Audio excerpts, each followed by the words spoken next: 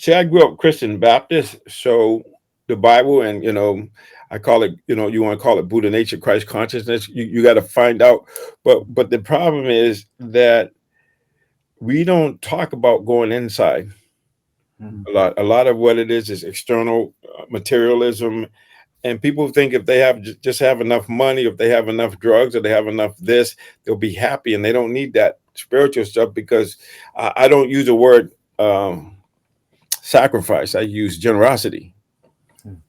See, because some people think they're losing something or not realizing, no, you're actually gaining something. So people perform or they say yes to something based on how things occur to them, Mm. how they see things. And so if they're unless their occurring is altered, unless they see, oh, and this is it's interesting because Joseph and I, Barack, we went to this Buddhist teachers gathering in 2010, I think it was.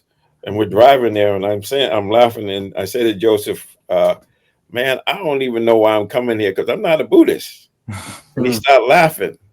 And I said, why are you laughing, man? He said, you're more Buddhist than anybody I know.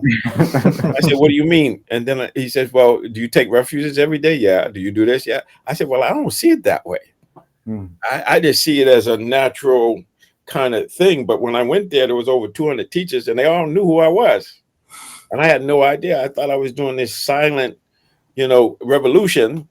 Well, I don't know what I was doing, but I was just doing what I was doing. But it turns out because I worked with Michael Jordan and some of the other folks, now that made it available. And that's why you weren't far off when you said being a famous basketball player, because MJ and Kobe and they open up the meditation practice to so many people because Mm. they see, oh wow, you can do that. That helps you. Oh wow, and so you understand what I'm saying. And I didn't realize that, but it gave street cred. So it depends, and I have to tell you, in the old days when there were only a few of us, and I used to call it, I was the onlyest. Now that sounds like broken, not good like English, but it was the only one and the lonely one.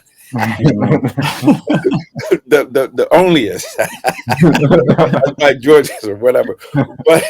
But it was like, but at some point I didn't, it was like people said, well, didn't you feel uncomfortable going to IMS and being one or two only ones there and all that? I said, no, I don't have a problem with it. They might have a problem with me being here, but no, that warrior spirit for me was like, no, I'm doing this.